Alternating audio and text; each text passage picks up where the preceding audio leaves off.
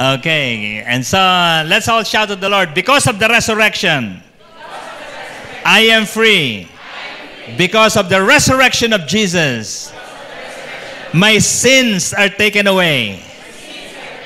Because of the resurrection of Jesus, He will come back for me. Amen. Amen. Palakpakan po natin ang Panginoon. We will continue our lesson on the issue of God's kindness overflowing in us. And so let's try to read this together. We're now on Psalm chapter 3. Ready? Go. O Yahweh, napakarami pong kaaway na sa akin ay kumakalaban. Ang lagi nilang pinag-uusapan, ako raw, O Diyos, ay di mo tutulungan. Ngunit ikaw, Yahweh, ang aking sanggalang, binibigyan mo ako ng tagumpay at karangalan.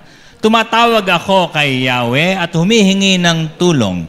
Sinasagot niya ako mula sa banal na bundok. Ako'y nakakatulog at nagigising. Buong gabi, si Yahweh ang tumitingin. Amen. Whew, what an assurance. Let's come to the Lord. Lord, thank you because these words are true. We have peace in our hearts, the shalom of God. Because God is true to His words, He watches over the lives of His children. And here we are, filled with grace and mercy and protection from on high. And so we pray that as you instruct us today, your life will be very contagious. We too will be filled with good deeds. In Jesus' name, Amen. Amen. Amen. Bago ka umupo, sabihin sa katabi mo, gagawa tayo na mabuti. Amen. All right. Ha? Grabe, pati ang Diyos na chismis. Oh? Ang chismis, ang Diyos, hindi raw tayo tutulungan. Amen? Ha? Nasabihan ka na ba ng ganon? Naku, hindi ka ingatan sa coronavirus. Ikaw, hindi ka niya po protectionan. Are you always afraid? But it's time to begin searching our hearts and find assurances what is in there. What is resounding in your mind? Baka po ang nadidinig nyo lagi ay puro utak coronavirus. Kaya po pinapupunta ko kayo rito para marinig natin naman ang mga salita ng Espiritu ng Diyos. Amen. I charge you to join the kindness pandemic. Amen? Amen? Whew! Grabe. Isipin mo mabuti. Itong linggong to, ano ba ang mabubuting bagay ang ginawa ko? Baka puro prohibition, yung hindi ako maninigarilyo, hindi ako magmumura, hindi ako iinom. Baka puro ganon eh. Eh, hindi ka naman talaga umiinom. Hindi ka naman talaga nagmumura. Hindi ka naman talaga nagda-drugs. Huwag mo nang sasabihin yon. Be affirming, be affirmative, be positive. What would I do this week? And so, today is Sunday. It's a beginning of another week. I charge you, join the kindness pandemic. Amen? Ha? Sasali po tayo dyan. Hindi ko kayo basta-basta yung nagbabasa lang ng MC Shares Daily. It is given to us so that we will be part of it. Amen? Ha? Hawakan natin puso natin. Sabihin nga natin to, sasali ako sa bagong pandemya. Eto na. Tingin ko, walang kwenta ang lahat ng pag-uusapan sa kabutihan pag hindi inumpisahan dito. Pwede tayong magkwentuhan at gumawa ng mabuti sapagkat ang Diyos ay mabait sa akin. Amen? Ha? He is. Sige nga. Kasi kung wala pong ginawa ang Diyos sa iyo, nakakatamad. Gumawa sa kapwa ng mabuti. Sa pamilya pa lang, no? Ano na eh. Maiinit ang ulo ng lahat. Pero pagka ang Diyos may ginawa sa iyo tulad ni Jesus, hinugasan yung paa ni Pedro. Tatanggi pa si Pedro, di ba? Sabi ni Jesus, pag hindi ko ginawa sa ito, wala kang bahagi sa kaharian ng Diyos. Dahil dyan, lahat po tayo magsisimula sa ganitong mga paghuhukay ng ating mga puso. Meron na bang nagawa ang Diyos sa akin o ako lang lagi gumagawa? Yung mga simbata na yan, pinagluto ko. Ayan, pait-pait tuloy ng puso mo. No? Yung bahay namin nakarambola dahil dyan sa simbahay. Puro ikaw na lang gumagawa sa Diyos. May nagawa bang kabutihan ang Diyos sa'yo? Tingnan niyo po ito, no? Ang starting point po natin, yung ginawa ng Diyos sa atin. Titus has this to say. Paul to Titus, ngunit nang mahayag ang ano raw? Ang kabutihan at pag-ibig ng Diyos na ating tagapagligtas. Anong ginawa niya? Iniligtas niya tayo. Inelaborate niya po yan. By the washing of regeneration, through the power of the Holy Spirit. Pwede mong makita lang, ngayon kung dumadami lumalakas ang loob, sino po ang makapagsasabi, hindi po siya umaasam-asam na maligtas. Siya po ay ligtas. Sige po, I'd like to see some hands. Siya ay niligtas ng Diyos, napatawad yung kanyang kasalanan. Medyo nadadagdagan, ha? Praise the Lord. Kung hindi niyo po alam paano yan, paanong ligtas? Aaway ko lang sa mister ko kahapon. Di ba? Malaking problema po yun, yung paano i-dedicate ang mga ginawa ng Diyos sa pang-araw-araw nating mga kasalanan. No? Meron po kasing gateway po dyan. So dahil po dyan, kinongclude ng Biblia, sa buong Biblia, ang Diyos mabuti. Kasi ang una niyang inalalayan, yung pong future po natin, yung eternity. Iniligtas niya tayo. At ang sekreto, yung pong kabutihan niya, ipinasok niya po sa isang tipan. Hindi po basta-basta yung spontaneous lang, hindi po yung once in a while lang. Ito pong pagkabutihan ng Diyos, pinasok niya po sa pakipagtipan sa'yo. So God is committed to really bless you. Amen? Covenant kindness po pala yung kanya. Hindi po yung generic na kindness. Yung sa kapitbahay po natin, sa buong mundo, sama-sama, sisikat ang araw, mataba yung lupa't, aani pa rin siya, it's a generic kindness. But covenant people receive a special deal with God called the covenant love. Amen? So, tandaan niyo po mabuti, ha? Isipin mo, nakipagtipan nga ba ako sa Diyos? Kailan yun? Kailangan napirmahan ng banal na dugo ng Diyos ang tipan niya sa iyong buhay. Pag hindi niyo po alam, ha? Mamaya po, available po ako doon sa 11 o'clock. May iba po akong speaker dito. I can listen to your prayer request. Okay? Now, pero itong Diyos po natin, hindi porke loving kindness, lokohin. Hindi ho ganon. Grabe ho itong statement na ito ni Paul. Oh. Sabi po niya, dito'y nakikita natin, together, go.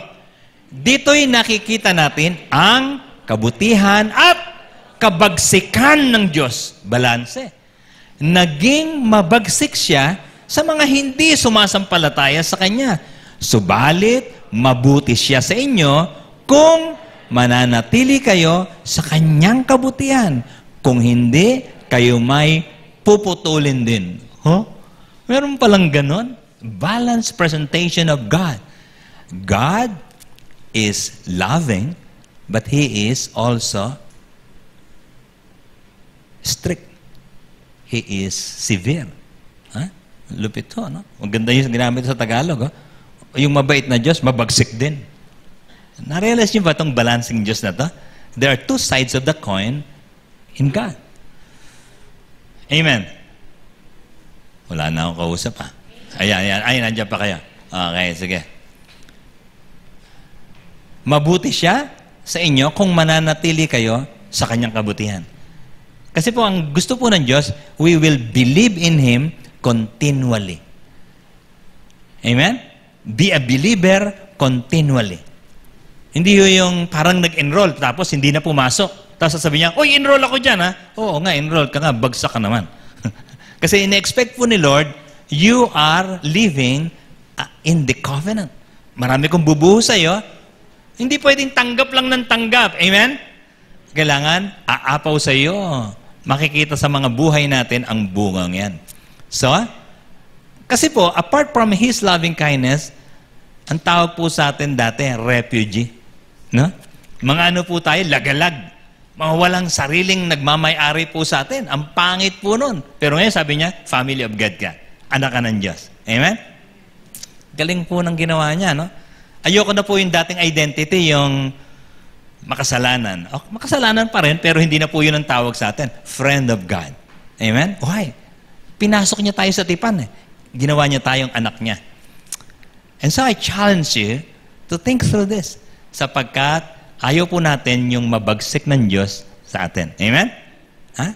Okay, now, remember this, huh? God is kind, but He is not weak. Hindi po siya lokohin. Okay? So, meron siyang ine-expect sa atin. Usapan to, ha? Partnership po ito. Ang tawag po niya ay covenant relationship. Okay? So, kayo, pagpasok niyo po rito, hindi lang po tayo taga-upo, taga-simba.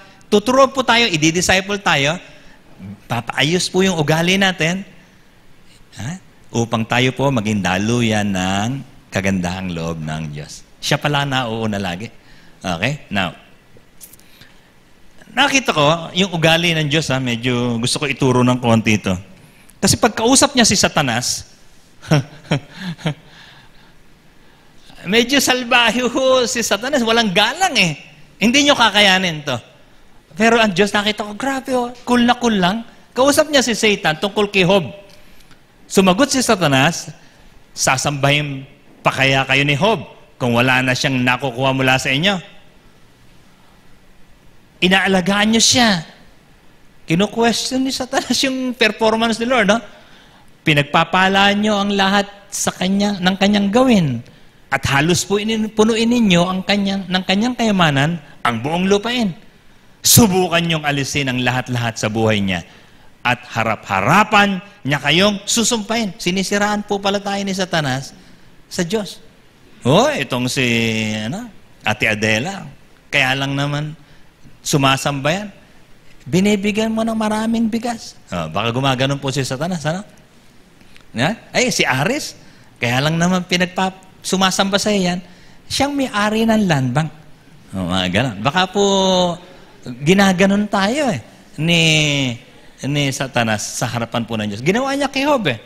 Wala ho siyang galang. Ha? Kaya po yung Diyos, mabait. Hindi lang po sa mabait eh. Pati po sa lumalapastahan sa kanya. Tibay po, hindi po siya napoprovoke, hindi napipikon. Ganito sumagot si Yahweh. Ha? Sinabi ni Yahweh kay Satanas, kung gayon, gawin mo ng lahat ang gusto mong gawin sa kanya. Yun ang nakakatakot. Ano? Pero may dinagtong, huwag mo lamang siyang sasaktan. Tapos sa chapter 2, sabi, huwag mo lamang siyang papatayin. May tukso, may testing, pero sabi niya, huwag mong gagalawin yung buhay niya, huwag mo siyang papatayin sa pandemic na to. Amen? Magpapositive siya, pero huwag mong papatayin. Kundi papatayin kita. Hindi sinabi ni Lord yan. Okay? So, tandaan niyo po kung palagay niyo, nakalimutan na kayo ng Diyos, hindi mo mabait ang Diyos He limits Satan over you. Amen? He limits Satan over you. Kaya po, meron pong papel ang Diyos, yung kabaitan ng Diyos, nangingibabaw pa rin po sa panahon ng pandemyang ito. Amen. Can you shout that out? Ang Diyos, mabait sa pandemya. Binibigyan kasi niya ng oportunidad yung mga tao magsisi sa kasalanan. Amen? Kaya hindi ka pinapatay dito sa Science City of Muñoz. Amen? Huwag niyo nang tanong sa akin, ba't yung mga taga-Maynila pinatay? Ibang usapin yan. Now, eto na. Kasama ko pa ba kaya? Mag-isipan niyo mabuti ito. Mabait ang Diyos kahit may pandemya. Pero He gives limits to Satan. Meron lang pong address talaga yan. Yung pinupuntahan ng pandemic na yan. Okay? Now, isang araw, nag-usap po yung si Michael, the Archangel. Yung happy po ng army ni Lord, Ito, hindi na po si Lord to. Si Michael na po ito. Ang kausap po niya, si Satanas na naman. Di mo, kahit si Miguel na pinuno ng mga anghel, nang makipagtalo siya sa dyablo tungkol sa bangkay ni Moises, ay hindi nangahas gumamit ng paglapastangan. Ang tanging sinabi niya ay, parusahan ka nawa ng Diyos. Gano'ng kabilis uminit ang ulo nyo sa isang provocative na kapitbahay o anak? Tingnan mo yung katabi mo. Naiinis ka ba sa akin?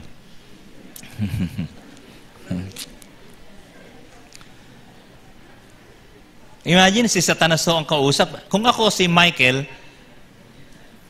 pinaulanan ko na ng apoy yun, no? Ay, hindi, sanay nga pala sa apoy si Satanas, eh. Ha? Ano gagawin mo dyan? Sasaksakan kita. Eh, teka, naalala niya, walang katawan nga pala si Satanas. O, kaya pumapasok siya sa katawan natin, eh. Ha? Ang tanging sinabi niya, sa English, ganito po, the Lord rebuke you. Cool na cool. Nakakahawak po kasi sa Diyos, eh. Nakakahawa siya, no? Kasi po sabi po ni Solomon, ang malumanay na pangungusap, nagbubukas kahit pa bakal na puso. Amen? Ha? Maganda sa English yan, ha? A soft answer turns away anger. Amen? No? So, kailangan medyo, yung balasik po natin, is nag-uumpisa po yan sa mga pakipag-uusapan kasi. Kasi baka mamaya, punong-puno po tayo ng good deeds, pero pagdating sa bahay, sigawan na sigawan. Mula ngayon, ang isa sa isipin natin, kung talaga mabait ako, isa sa mga babawasan ko,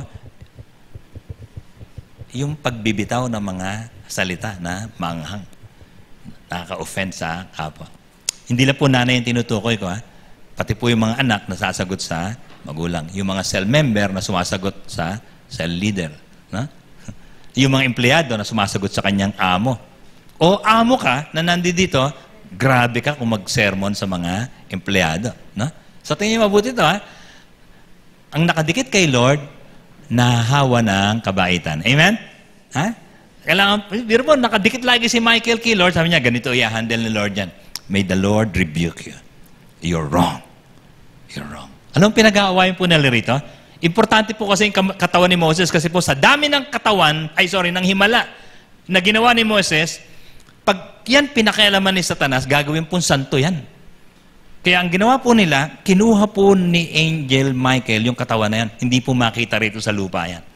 Okay? Eh yun po, pinagtalunan nila. Hindi, iwanan mo na rito yan. Akong bahala dyan. Ako Diyos dito, eh, sabi ni Satanas. Sabi niya, hindi. Gagawin mong santo yan. Eh. Yung bang hihipo ka lang pagkatapos okay ka na. Okay? Now, sabi po ni Tertullian, isa po siyang bishop ng Carthage. Ang Carthage po nasa Africa, no? Isa po siyang negro na theologian. Sinabi po niya to, tungkol sa Diyos, the loving kindness of the Lord is an essential part of Himself. Pero bakit minsan parang mabagsik? Sabi niya, His severity is accidental. One belongs to Himself, the other to external circumstances. Kasi po ang Diyos po kasi, justice also. He's the God of holiness and justice. Kaya kailangan po mag-react po siya pag mali ka. Okay? Pero sabi niya, accidental lang yan. Pag nagluluko ka lang.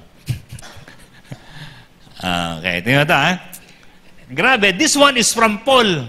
Anong klaseng Diyos ito?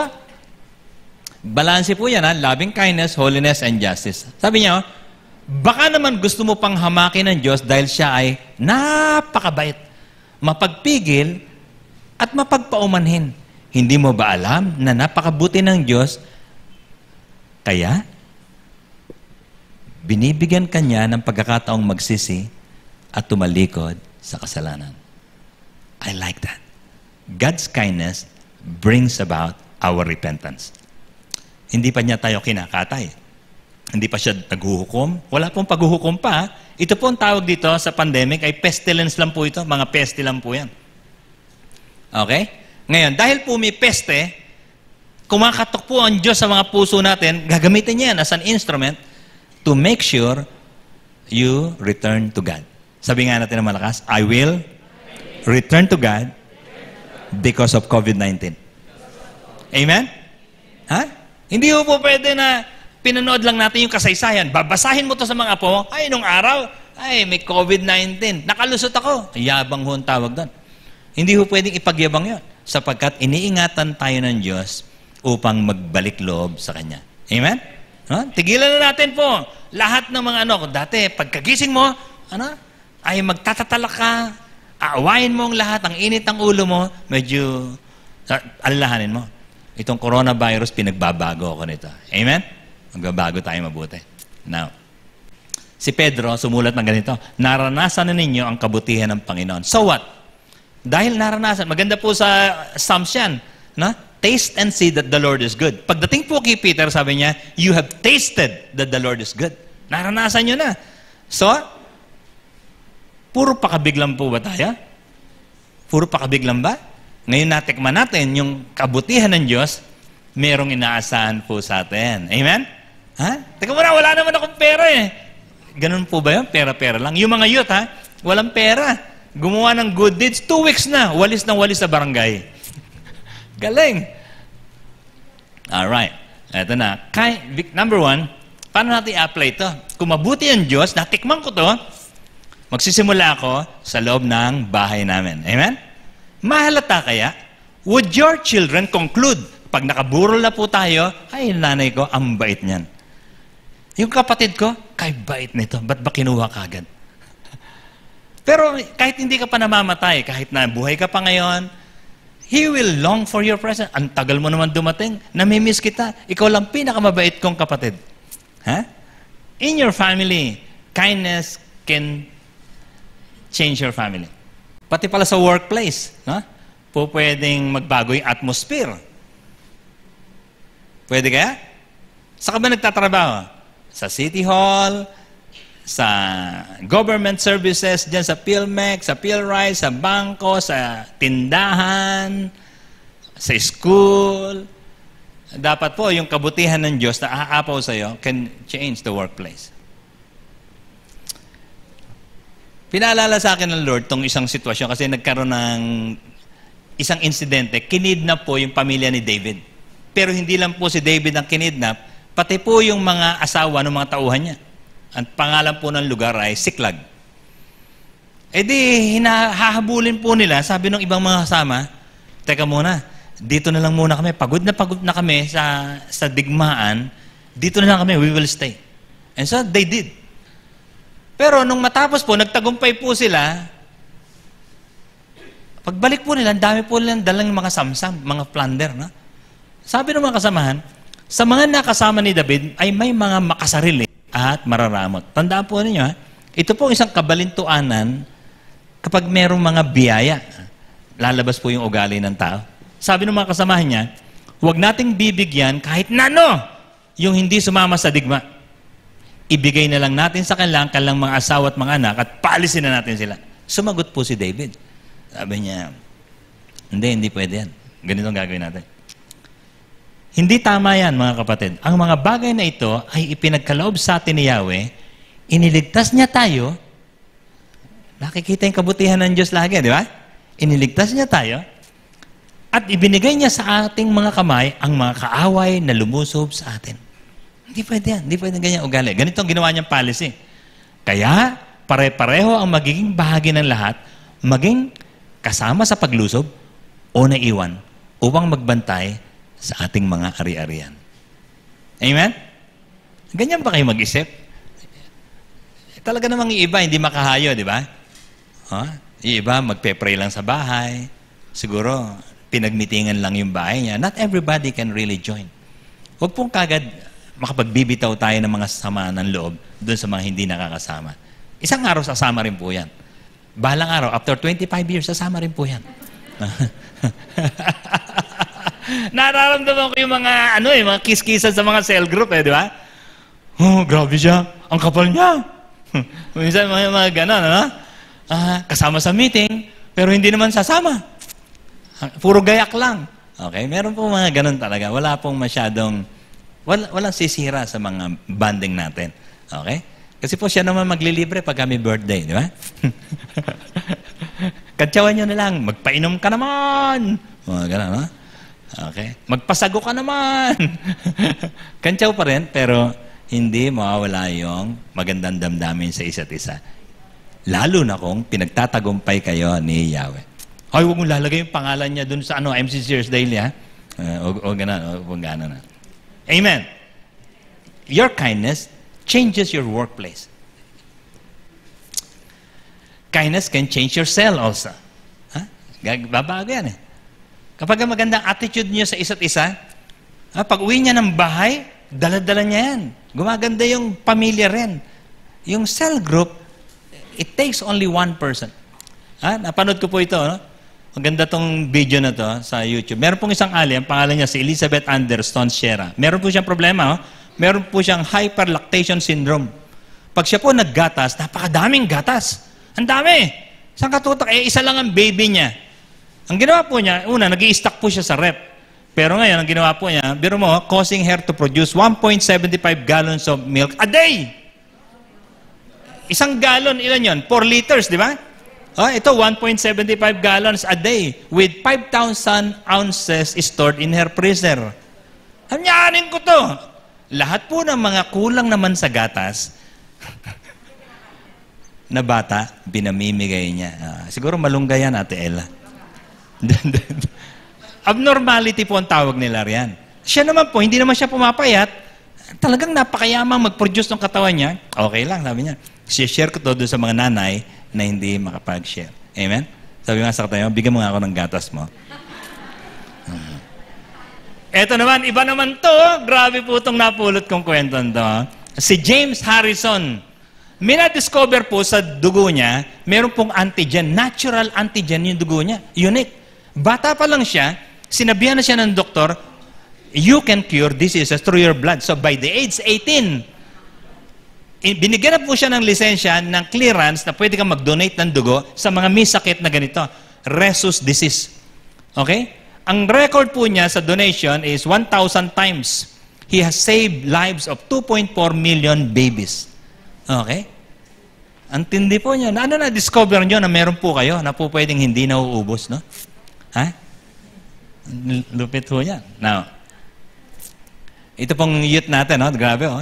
Hindi, yung iba ho, may perang konti, nag-distribute po sila mineral water. Strangers drink of the water of life freely. Amen? Tumanggap kay Lord dahil sa tubig na pinamigay po nila. Amen?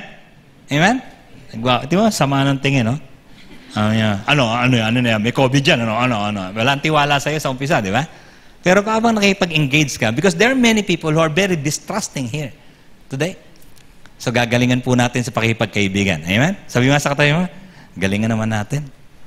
Ha? Sino kaya yung mga tropang yan? No? Ito naman, no? Yung mga bata, tumatanggap po ng mga candy. Children receives the sweetness of the gospel also. Ha? Nagkaroon sila ng candy, nagkaroon pa sila ng bagong guro. Tinuturuan po sila. Halos linggo-linggo po. Hindi po, wala pong palayan. May mga lugar, pinagbabawalan na po kami. Ha? Okay? Kasi po, pag may nag-positive dito, kahit kinuha na yung mga tao, yung mga malulusog, nila lockdown. Ganun po ang style. Pero okay lang po yun. Ha? Kailangan po lang makita natin how hungry the people when you return after 2 weeks. Okay? Sabi nga sa katayo, babalik tayo kahit pinagbabawalan tayo. Ha? Huwag pong manonood lang. Huwag pong tatamad-tamad.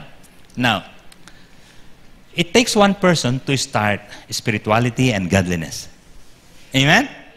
Pag nakipag-usap po ang Diyos, kakausapin niya isang tao lang. Abraham. Kakausapin niya si Moses. Kakausapin niya si Jacob. Kakausapin niya si Solomon. Kakausapin niya si Joshua. One man. Hindi ka pa nagtataka? Parang ako na lang hindi kinakausap ng Diyos. Lahat sila merong simbata. Lahat sila may simbahay. Ako, ano ang plano ng Diyos sa buhay ko? Huh? It takes one man. Offer yourself to God. Lord, can you give me my assignment? Give me my instruction also. Decide. Because it would be you. Huh? Who would connect to God. Wala, magpasya ka kagad. Hindi po pwedeng papetik-petik sapagkat ito pong panahong ito na napakarami pong mga discouraged. They need you.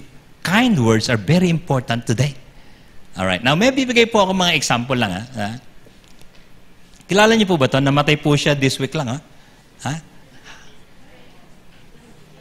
Prince Philip. Prince Philip. Nakakatawa po yung edad niya, 99. Ha? Sabi niyo, hindi pa umabot sa 100. Wala ho sila yung bonus na 100,000. Huwag ko kayong manginaya. Ang nakakatawa sa kanya, nung 97, age 97, nagkaroon po siya ng car accident without scratch. Wasak yung sasakyan, siya walang scratch. Galing, ano? Samantalang si Princess Diana, patay kagad. Okay? Sino ba yung asawa nito? Ay, ito, asawa niya, si Queen Elizabeth II. Okay? Si Queen Elizabeth, 95. Siya, 99. Si Queen Elizabeth, birthday niya sa April 21. So, ito pong week na to, meron po silang 8th day of mourning. Ano? Magluluksa po siya. Kasi po, isa po, nakakapansin po nila, napaka-supportive sa reyna nitong si Prince Philip. Ano? Duke of Edinburgh. Alright? Now, nung bata siya, ito, kaganda, ha? Ha? Yung writer, si Erica Sweeney, pinansin yung kanyang karakteristik. Kasi very strong lady, strong, mighty, respected by men. Naging sundalo rin po siya. Hanggang ngayon, ha? Sumasakay po ng kabayo yan. Okay? Yun po isa sa mga habit po niya. Nagpapahangin, ganong klase. Pero nakilala po siya because he has demonstrated kindness, respect for others, modesty, and empathy. Looking for the good of others and listening more than speaking have likely led to her longevity as a monarch. Marami po silang kaaway, pero they have many respectable followers in the monarch. Basta pag nag-ikot po yan, nakita niya, mga sira yung mga bahay, papaayos niya po. Kasi po, halos sumalabas, sila may-ari ng London. Parang ganun po. Pero mayaman din po ang London. Ngayon, tinatanong niyo, bakit, birthday niyo, April 21? Maimbita kaya tayo? She follows a very strict diet. Ito po philosophy niya, sabi niya, for an extended period in Britain, ang tagal na po kasi niya it was almost unpatriotic to be too much of a foodie nowadays. Sinasaway po niya ang Buckingham Palace pag masyado pong magarbo yung mga kainan.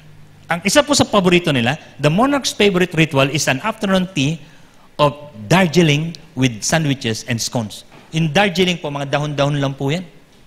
Hindi ho masarap yan. Mas masarap pa rin ang kape. Ano si Robert? Tapos po, yung sandwich po niya, hindi na po dinetalye kung ano. Pero definitely, wala po siyang red meat. Strict diet. She followed a very strict diet. Tapos po, yung kanyang scone, mga ano lang po yan, parang mga biscuits lang po yan, no? Mga cookies. May palaman sa ibabaw, o kaya minsan may palaman sa loob. Something like that. Okay? Yun po yung mga scones. Ano po yan? Ang level po niyan, parang nagpunta ka po sa Malacanang Palace, ang Sinerve Skyplex. Ganun lang po ito. Siya po, pag naglibot po yan, nililihim na po ng mga empleyado yung masasarap nilang pagkain kasi po, sabi niya, mahirap tong buhay na to. Hindi pwedeng too foodie. Sabi mo sa katabi mo, saway mo. Don't be too foodie. Ang yaman ho nito, biro mo, strict diet. Grabe, ha? Okay. Yun kung gusto mong umabot ng 95, maging mabait ka naman sa sarili mo. Sabi mo sa sarili mo, hindi na ako kain langgunisa. Wala nang hotdog. Baitan mo sa sarili mo, baitan mo, ha? Ano lang tayo, ha? Ayan, no? Darjeeling tea. Now, pwedeng magbigay ng konti pang rekomendasyon kasi baka inisip nyo, very expensive gumawa ng mabuti. Ito pong nakita ko po sa TEDx meron pong isang speaker doon. Everyday may baon po siya, napakaraming mga notes. Maganyan lang kaliliit, maliliit lang po yung kulay green na yan. Lalagay niya po yan ng isang instruction, halimbawa, call your mom and thank her. Ganun po. Meron po siya isang bundle po yan. Basta pag nakausap ka niya, aabutan ka niya. Sabi niya, that's very powerful. Minsan po, may inabutan siya. Yun ang natanggap. Sabi niya, how do you know? What? Sabi niya, how do you know? What is it? Sabi niya, I've been thinking of this for 1 week already. And now you are confirming that God wanted that I call my mom and say, I love you. Powerful po ito.